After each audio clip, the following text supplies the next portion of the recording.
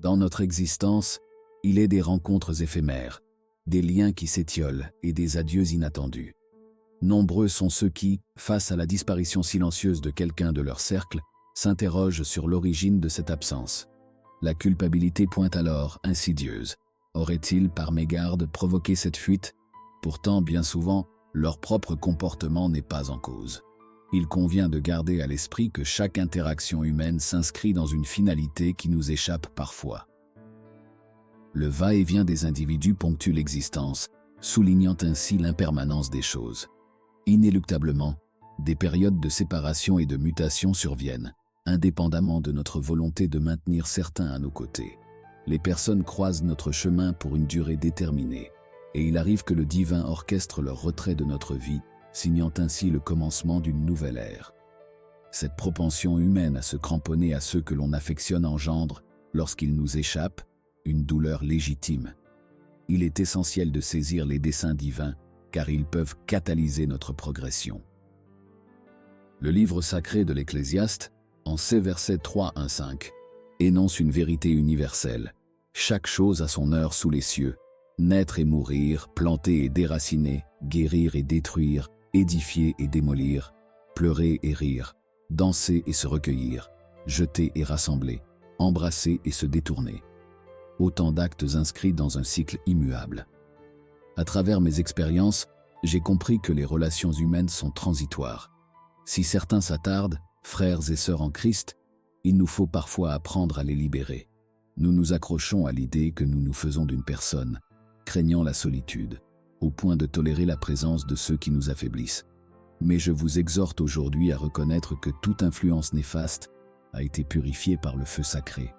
Nous louons un Dieu de l'ordre qui veille scrupuleusement sur les siens. Rien n'est laissé au hasard. Ne vous affligez pas pour ceux que le Très-Haut a retirés de votre vie. Il a perçu ce qui vous échappait, entendu les conversations auxquelles vous n'aviez pas accès et agi là où vous hésitiez. Vous êtes l'étoffe même du dessein merveilleux de Dieu. Pour cette raison, il dirige les allées et venues des personnes dans votre existence. Certaines sont placées sur votre route par sa volonté et d'autres en sont écartées lorsque leur rôle est accompli, toujours pour votre bien. Parfois, c'est pour vous préserver que le Seigneur éloigne quelqu'un. Ne vous entêtez pas à le retenir. Que ce soit pour accomplir son plan divin ou pour vous épargner des erreurs, Dieu sait quand séparer et quand rapprocher les âmes. Notre monde grouille d'individus aux intentions parfois obscures, et il est inévitable de les croiser au quotidien. Certains peuvent vous porter envie ou rancœur en secret, d'autres peuvent, à votre insu, devenir des influences destructrices. Lorsque Dieu discerne qu'une personne vous nuit, il l'éloigne. Elle pourrait davantage vous abaisser qu'élever votre esprit. Sachez que le Seigneur vous délivrera de toute présence non propice à votre élévation spirituelle et à votre épanouissement dans la vérité. Dans l'édification de nos relations, il convient de reconnaître que celle-ci ne devrait jamais s'apparenter à un monologue. Il est essentiel que l'échange soit bilatéral. Dieu, dans sa bienveillance, vous place auprès d'individus dont les intentions sont pures, loin de toute tentative de domination ou de manipulation. Cependant, il est de notoriété que les apparences peuvent être trompeuses. Vous pouvez avoir la certitude absolue que votre ami de toujours ne vous veut aucun mal, de même que vous pouvez croire fermement en la loyauté indéfectible de votre famille. Toutefois, la Sainte Écriture nous met en garde. Le cœur de l'homme peut être sujet à la malignité. De ce fait, une prudence extrême est de mise. Je suis ici pour vous exhorter à la vigilance. L'insondable profondeur des pensées d'autrui nous échappe. Comment détecter l'ami qui, sous couvert de bienveillance, dissimule en réalité des sentiments hostiles? La réalité est que même les plus proches peuvent se révéler traîtres. Dieu seul, qui sonde les cœurs, connaît les tribulations que certaines personnes peuvent vous infliger. Il saisit pleinement leurs pensées secrètes et leurs sentiments à votre égard. La doctrine chrétienne nous incite à la clémence, prônant le pardon et l'oubli. Néanmoins, le pardon n'exclut pas la sagesse de se distancier de ceux avec qui toute association serait néfaste. Un adage récent m'est parvenu, suggérant que Dieu fait réapparaître d'anciennes relations dans nos vies pour tester notre discernement. Considérons le texte d'Ésaïe 57, versets 14 à 16. On dira « Frayez, frayez et préparez le chemin, enlevez les obstacles du chemin de mon peuple, car ainsi parle le Très-Haut, dont la demeure est éternelle et dont le nom est saint. J'habite dans les lieux élevés et dans la sainteté. Mais je suis avec l'homme contrit et humilié, pour ranimer les esprits humiliés, pour ranimer les cœurs contrits. Car je ne veux pas contester à jamais, ni garder une éternelle colère, quand devant moi tomberaient en défaillance les esprits, les âmes que j'ai faites. De même, Jérémie 29:11 nous rappelle « Car je connais les projets que j'ai formés sur vous, dit l'Éternel, projets de paix et non de malheur, afin de vous donner un avenir et de l'espérance. » Dieu aspire à ce que nous partagions l'éternité avec lui dans son royaume. En lui soumettant nos existences, nous lui concédons le pouvoir d'accomplir sa volonté en nous. Il écarte donc de notre route tout obstacle pouvant nous empêcher d'atteindre les desseins qu'il nourrit à notre égard. Ainsi, vous réaliserez la mission divine qui vous est destinée. Dieu vous a choisi. Il désire que vous vous appuyiez sur lui plutôt que sur les autres. Rappelez-vous, il est un Dieu jaloux et ne tolère aucune idole. Nul ne doit occuper la place qui lui est réservée. En tant que créateur, il est digne de préséance dans nos vies. Le lâcher-prise implique d'accepter ce qui nous est bénéfique sans rancœur. Parfois, la meilleure décision consiste à se séparer d'une personne, en espérant qu'une prise de conscience engendre sa transformation. Il faut également garder à l'esprit que Dieu pourvoit à nos besoins essentiels plutôt qu'à nos désirs superflus. Les raisons pour lesquelles Dieu retire des individus de notre existence sont multiples. L'une d'elles réside dans notre méconnaissance de nos réels besoins. Vous pouvez croire savoir ce qui vous convient, mais en tant qu'êtres humains, notre jugement est faillible. Dieu, lui, sait ce qui nous est salutaire. C'est pourquoi il place sur notre chemin les personnes dont nous avons réellement besoin et non celles que nous désirons. Il ne répond pas systématiquement à nos supplications pour nous épargner de futures souffrances. Vous lui serez reconnaissant, le moment venu, d'avoir éloigné certaines personnes de votre vie. Qu'advient-il lorsque l'affection pour autrui devient démesurée? Je ne fais pas référence à un amour sain, mais à des obsessions et dépendances nocives, à cette codépendance émotionnelle qui nuit à l'équilibre de chacun. C'est là aussi une raison pour laquelle Dieu peut intervenir pour nous protéger. En somme, établir des relations équilibrées, s'ouvrir à la clairvoyance divine et accepter ses desseins sont essentiels à notre cheminement spirituel. Gardons foi en sa guidance, car elle nous conduit vers le chemin de la paix et de l'espérance. Il est crucial de prendre conscience d'une réalité souvent méconnue. Placer une personne sur un piédestal au point de lui vouer une adoration sans bornes équivaut, dans une certaine mesure, à substituer Dieu dans notre existence. Une telle démarche est loin d'être recommandable. Vous interrogez-vous sur la possibilité de vivre sans votre partenaire, le considérant aussi essentiel que l'oxygène nécessaire à votre respiration? Dieu est sur le point de vous démontrer l'erreur de cette perception. Des êtres disparaissent de notre vie, et pourtant, nous continuons d'exister. Quel enseignement en tirer? Dieu seul est suffisant à notre survie. De plus, cet épisode de vie met en lumière les méfaits de la dépendance émotionnelle, nous rappelant que seul Dieu mérite notre adoration et que notre amour doit se porter pleinement vers lui. Souvent, nous nous accrochons à ce que nous pensons être le meilleur que la vie puisse nous offrir. Cependant, je suis là pour vous signifier que cette croyance est erronée. Les offrandes de la vie ne sont qu'une infime part de ce que Dieu a prévu pour nous.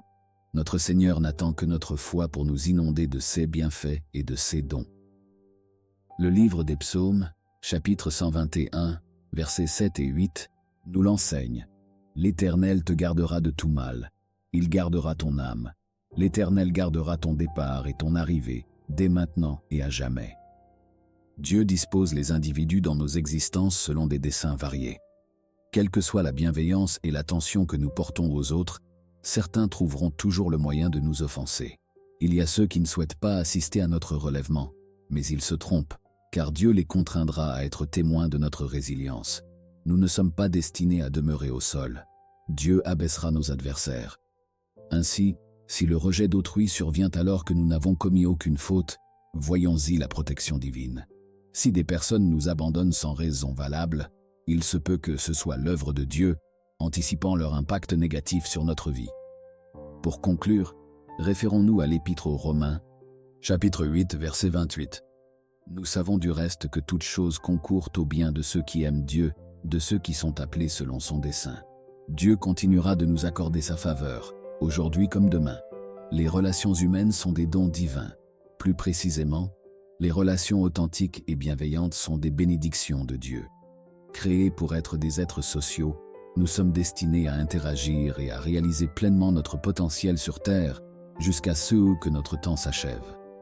La Bible nous dit que l'union fait la force. Le livre de l'Ecclésiaste au chapitre 4, versets 9 à 12 nous enseigne « Deux valent mieux qu'un parce qu'ils retirent un bon profit de leur travail. Si l'un d'eux tombe, l'autre peut l'aider à se relever. Mais malheur à celui qui tombe et n'a personne pour l'aider à se relever. De plus, si deux se couchent ensemble, ils se tiendront chaud. Mais comment peut-on se tenir chaud seul? Bien qu'un homme puisse être dominé, deux peuvent se défendre. Une corde à 3 brins ne se rompt pas facilement. » Ce passage illustre de manière explicite les fondements qui rendent les relations humaines si précieuses. Dans cette optique, je souhaite porter une attention particulière aux relations intimes, celles qui s'inscrivent dans des projets de mariage et de vie commune. Jésus lui-même nous a parlé de la générosité de Dieu, qui se plaît à offrir de bons cadeaux à ses enfants. L'Évangile selon Matthieu au chapitre 7, versets 9 à 11, nous le confirme. « Lequel de vous donnera une pierre à son fils, s'il lui demande du pain? Ou s'il demande un poisson, lui donnera-t-il un serpent? Si donc, mauvais comme vous l'êtes, vous savez donner de bonnes choses à vos enfants, combien plus votre Père qui est dans les cieux donnera-t-il de bonnes choses à ceux qui les lui demandent? » Parmi les dons les plus précieux de la vie, le partenaire idéal se distingue. L'Ecclésiaste souligne la compassion que mérite celui qui se trouve seul, faute de soutien lorsqu'il chancelle. Il est vrai que le mariage n'est pas essentiel pour trouver des personnes prêtes à nous épauler. Néanmoins, soyons francs. Certaines circonstances exigent la présence d'un partenaire intime. Il existe des situations dont je pourrais hésiter à vous faire part, mais que je confierai sans réserve à mon partenaire. Des moments où nul autre ne saurait nous rejoindre, si ce n'est celui ou celle qui partage notre intimité. Dans le récit biblique consigné en Genèse 2, 18-22, nous trouvons une déclaration de l'Éternel Dieu qui énonce une vérité fondamentale de la condition humaine. La solitude de l'homme n'est pas souhaitée. C'est ainsi qu'il décide de lui façonner une aide qui lui soit comparable. Pour ce faire, Dieu façonne à partir de la glaise l'ensemble des bêtes des champs et des oiseaux des airs, qu'il présente ensuite à l'homme afin qu'il les nomme. Chaque animal reçoit ainsi un nom de la bouche de l'homme, mais parmi eux, aucun ne se révèle être une aide adéquate pour l'homme. C'est alors que Dieu, dans une démarche providentielle, plonge l'homme dans un sommeil profond, lui retire une côte et crée la femme, qui l'amène ensuite à l'homme. L'acte de création de l'homme, tel que décrit dans les Écritures, s'accompagne d'une prise de conscience divine. L'homme, bien qu'unique en son genre et destiné à la communion avec Dieu, aurait besoin d'une compagnie semblable à la sienne. Dieu, dans sa connaissance parfaite des besoins de l'homme, perçoit cette nécessité avant même qu'elle ne devienne évidente pour l'homme lui-même. Cette situation est un écho de nos propres expériences, où nous cherchons instinctivement des individus qui partagent nos caractéristiques et notre vécu. Les enfants, par exemple, établissent plus facilement des liens avec leurs camarades qu'avec les adultes, et les animateurs de jeunesse remarquent que les adolescents ont tendance à se confier à des personnes qui peuvent se rapporter à leurs expériences, de préférence à des individus de leur tranche d'âge. Cet épisode illustre une facette de la nature divine, un amour et une préoccupation profonde pour l'humanité. Dieu, dans sa sagesse, prend en main les problématiques avant même qu'elles ne se manifestent à nous comme telles. J'ai eu l'occasion d'échanger avec une amie il y a quelques années qui, au cours de notre conversation, exprimait son désarroi face aux méfaits de voleurs nuisant à l'une de ses entreprises. Elle avait recouru à des mesures extrêmes, faute de solution. Interrogée sur le fait de savoir si elle avait imploré l'aide divine, elle révéla ne pas avoir songé à cette éventualité, doutant de l'intervention de Dieu dans de telles circonstances. Étonné, je lui fis remarquer que si le problème lui importait, il en était de même pour Dieu. En effet, tout ce qui nous préoccupe trouve écho chez lui. Ceci parce que nous sommes ses enfants et qu'il nous aime. Cela est souligné dans Luc 12, 6 à 7, qui nous rappelle combien nous sommes précieux aux yeux de Dieu, bien plus que les passereaux dont aucun n'est oublié par lui. La valeur que nous avons aux yeux de Dieu implique que nos relations, notamment celles amoureuses, sont importantes à ses yeux. Et ce n'est pas uniquement parce qu'il nous aime, mais aussi parce qu'une mauvaise relation peut avoir des répercussions néfastes sur nos vies. Dieu, dans sa clairvoyance, nous protège parfois de ces unions destructrices. Quand une relation semble vouée à l'échec malgré tous nos efforts, nos prières et nos recherches de conseils, il se pourrait que ce soit Dieu lui-même qui intervienne pour nous sauver de conséquences que nous n'apercevons pas. Il doit y avoir une raison à cela, car la connaissance, la sagesse et l'intelligence du Seigneur sont infinies. Il anticipe les événements et, parce que nous l'aimons et lui confions nos relations, il œuvre en notre faveur. Il est essentiel de reconnaître que de nombreux croyants se sont trouvés enfermés dans des situations non prévues pour eux, simplement parce qu'ils ont choisi d'ignorer Dieu, de fermer les yeux et les oreilles aux signaux d'alarme et de s'engager sans réserve. Dans l'existence contemporaine, il est fréquent d'observer des individus paraissant maîtriser parfaitement leur destinée, alors qu'en réalité, ils sont pleinement conscients de leur situation précaire et de leurs besoins d'assistance. Il est primordial, fidèle pratiquant, d'approfondir votre communion avec le Créateur. Cette relation, loin d'être anodine, aiguise l'esprit et affermit la capacité de percevoir les manifestations du domaine spirituel avant même leur avènement. Elle confère aussi la faculté d'entrevoir ceux qui restent voilés aux yeux charnels par le subterfuge. Ce don, nommé discernement, bien que répandu parmi de nombreuses personnes, est également accessible, à des degrés variés, à tout enfant de Dieu pourvu de son esprit. Cette aptitude pourrait être assimilée au développement d'organes sensoriels spirituels, analogues aux yeux, aux oreilles, au nez et à la peau, mais d'ordre spirituel. Le passage biblique de 1 Corinthiens 2, 14 et 15 énonce que « L'homme naturel ne reçoit pas les choses de l'Esprit de Dieu, car elles sont une folie pour lui, et il ne peut les connaître, parce qu'elles se discernent spirituellement. L'homme spirituel, en revanche, juge de tout et n'est lui-même jugé de personne. Par conséquent, quand un individu entre dans votre vie, vous êtes en mesure de détecter la nature des esprits qui le guident, ainsi que ses motivations profondes. Vous êtes également apte à interpréter les signes et à saisir leurs conséquences dans la réalité tangible et le cours du temps. Ainsi armé, vous gagnez la sagesse de vous retirer en temps voulu, avant que le préjudice ne soit irréversible. Beaucoup trop de gens, dans un élan d'optimisme, sont prêts à donner une chance à l'autre, pensant que le divorce reste une porte de sortie si nécessaire. Ils méconnaissent pourquoi le divorce est si fortement déploré par Dieu. Outre la souffrance qu'il engendre, il laisse des séquelles indélébiles, affectant non seulement les conjoints, mais aussi, le cas échéant, leurs descendants. Cependant, il est possible, avec le soutien divin, de prévenir ces douloureuses expériences avant même qu'elles ne se matérialisent. Comment? En vous abandonnant à la direction divine dans le tissage de vos liens interpersonnels. Comment alors discerner si Dieu souhaite que vous vous unissiez à autrui? Qu'advient-il si telle est sa volonté? Premièrement, il est essentiel de savoir distinguer les signaux fiables de ceux trompeurs. Si Dieu désire votre union avec une personne, il forgera entre vous une attache solide. Certes, les émotions interviendront, mais elles ne constitueront pas le socle de votre relation. Il se peut même que vous n'éprouviez pas d'attirance particulière pour cette personne, mais vous constaterez qu'elle occupe fréquemment vos pensées. Des rencontres impromptues et répétées pourraient survenir, indépendamment de votre volonté ou de vos supplications. Il arrive que certains déménagent pour échapper à cette attraction irrésistible. Néanmoins, invariablement, le destin les rattrape. Soit ils reviennent, soit l'autre personne s'installe à proximité. Il est impératif de comprendre qu'il ne s'agit pas d'une obsession ou d'une passion aveugle, mais d'une connexion tissée par Dieu lui-même. Si elle est accueillie, elle peut mûrir en un amour profond. Et parmi les indices les plus significatifs, la paix intérieure que vous éprouverez avec cette personne se distingue comme essentielle. Tout sentiment de contrainte doit vous alerter.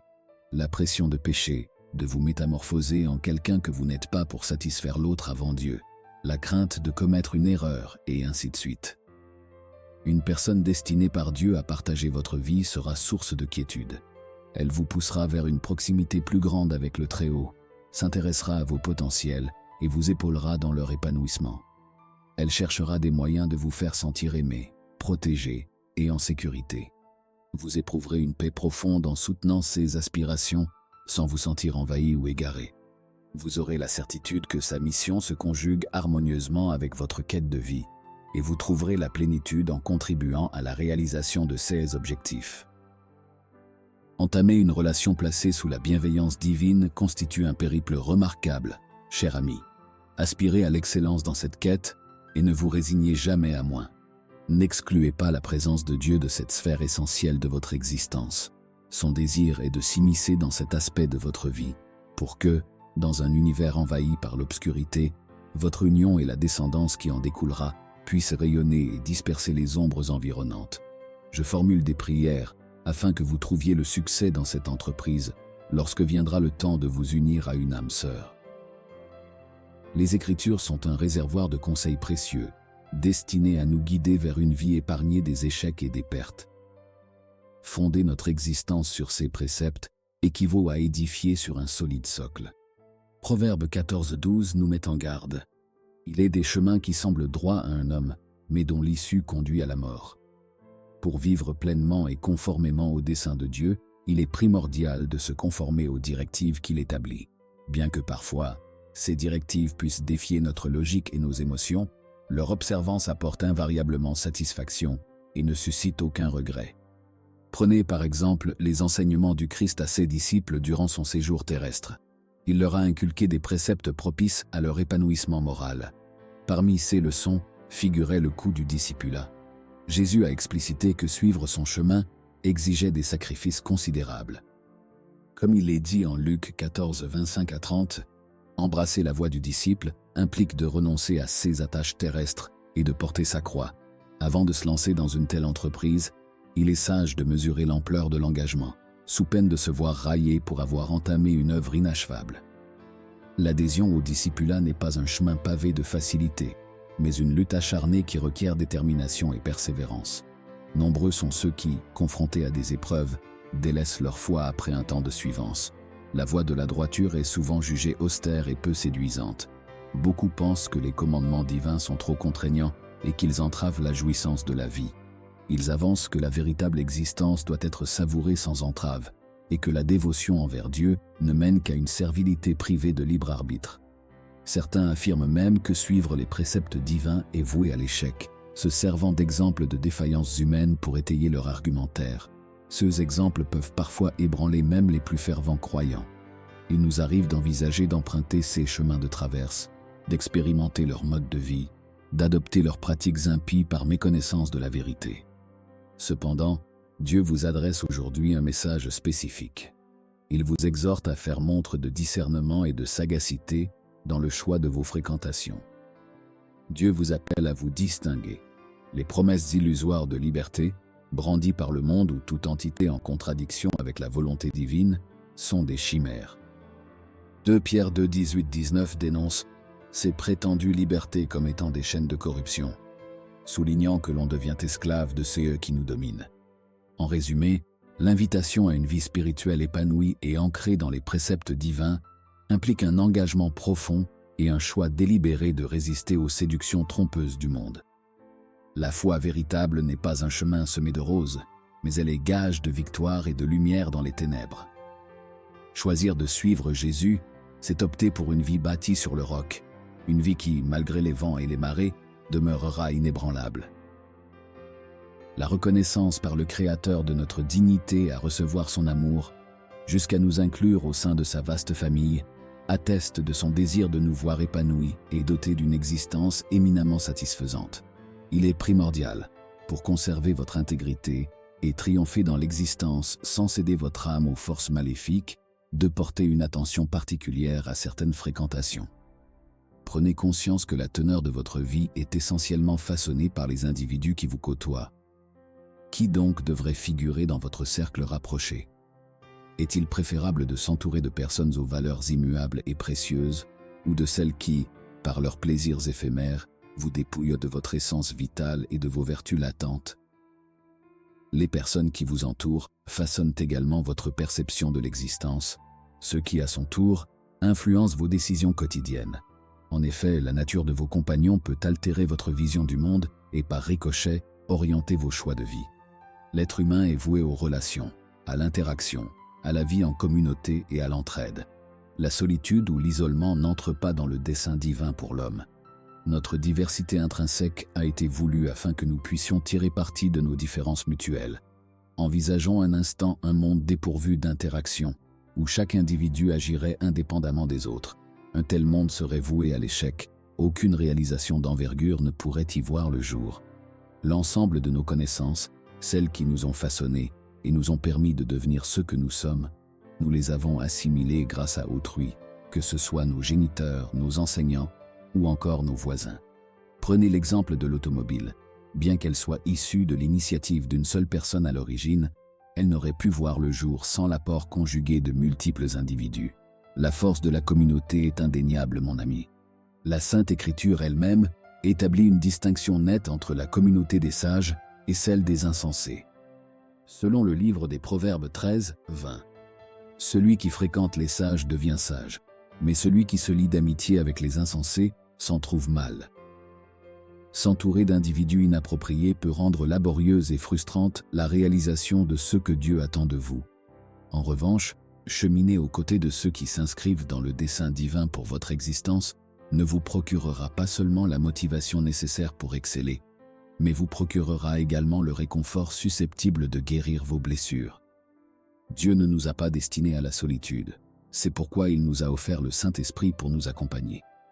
Il dispose également sur notre chemin les personnes adéquates pour nous épauler dans la quête de la destinée qu'il a tracée pour nous. Confier à Dieu le soin de nous aider à discerner ces personnes dans notre vie nous permettra d'évincer avec précision les influences néfastes. Abordons à présent deux catégories d'individus avec lesquels il serait contre-productif de cheminer. D'une part, il y a ceux qui prétendent que vous seriez mieux sans vous adonner à des pratiques pieuses ou inspirées du Christ. Il est vrai que la vie peut se montrer ardue, que les épreuves peuvent surgir de toutes parts, même lorsque vous vous efforcez de suivre les préceptes divins. Cependant, aucune gloire, aucune réussite, rien en ce monde ni dans l'au-delà ne saurait égaler l'amour, la joie et la plénitude que procure Jésus. Comme le souligne l'Évangile selon Matthieu 11, 28-30, « Venez à moi, vous tous qui êtes fatigués et chargés, et je vous donnerai du repos. Prenez mon joug sur vous et apprenez de moi, car je suis doux et humble de cœur, et vous trouverez du repos pour vos âmes, car mon joug est aisé et mon fardeau léger. » Les desseins de Dieu à votre égard sont empreints de bienveillance et de paix. N'omettez jamais ce fait. Quelle que soit l'épreuve que vous traversez actuellement dans votre marche avec lui, cela ne saurait altérer son amour pour vous. Ses intentions et ses œuvres à votre égard demeurent parfaites en dépit des circonstances. N'admettez jamais que le Seigneur puisse être synonyme de douleur et de malheur. Puisqu'il n'est pas envisageable de vous associer avec n'importe qui, Dieu souhaite que vous puissiez les identifier par leurs caractéristiques distinctives. Voici un point essentiel à considérer.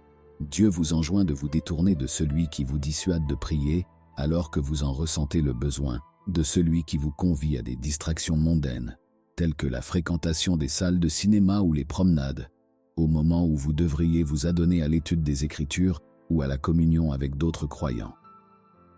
Ces personnes ne vous pousseront peut-être pas explicitement au péché, mais elles ne vous encourageront pas non plus à rechercher la présence de Dieu. C'est la raison pour laquelle il est impératif de nouer des liens profonds avec des individus dont l'existence semble suspendue à Dieu et qui, sans lui, seraient irrémédiablement perdus. Dans votre cheminement spirituel, vous rencontrerez des individus dont la ferveur vous mettra au défi. Sans crainte, ils vous confronteront avec la vérité tout en se montrant attentifs à vos succès et échecs dans votre relation avec le Créateur. Il est essentiel de saisir toute opportunité pour nouer des liens avec ces âmes, indépendamment de leur aspect physique ou de leurs origines. Par ailleurs, il existe des personnes qui, par leurs encouragements, nous poussent vers l'injustice. Les Écritures nous exhortent à nous éloigner de toute forme d'injustice ou d'impiété, nous rappelant qu'aucun bénéfice ne peut en découler pour notre existence. Le premier psaume énonce clairement les conséquences du choix de nos fréquentations. Heureux l'homme qui ne se laisse pas influencer par le mal, qui évite le chemin des pécheurs et dédaigne la compagnie des moqueurs. Son bonheur réside dans l'observance de la loi divine, qu'il médite sans cesse.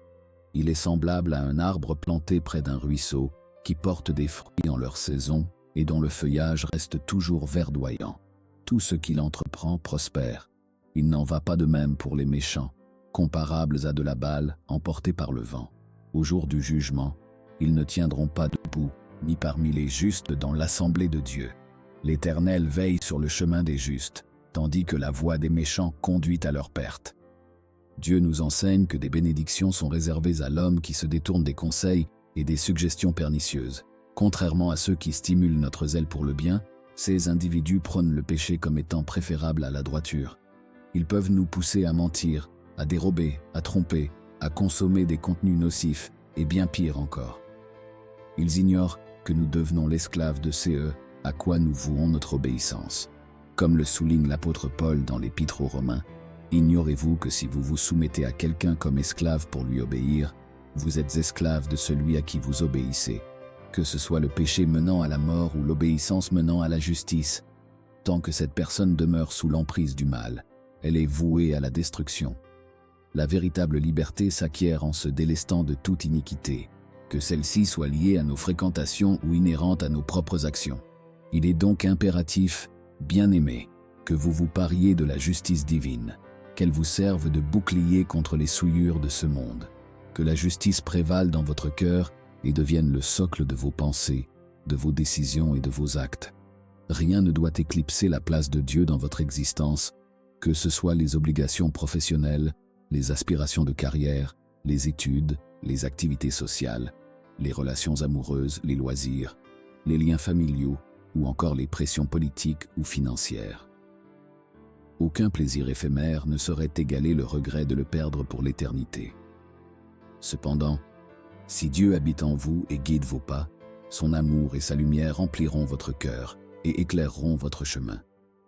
Une paix inaltérable habite le cœur de ceux qui confient leur vie à Dieu.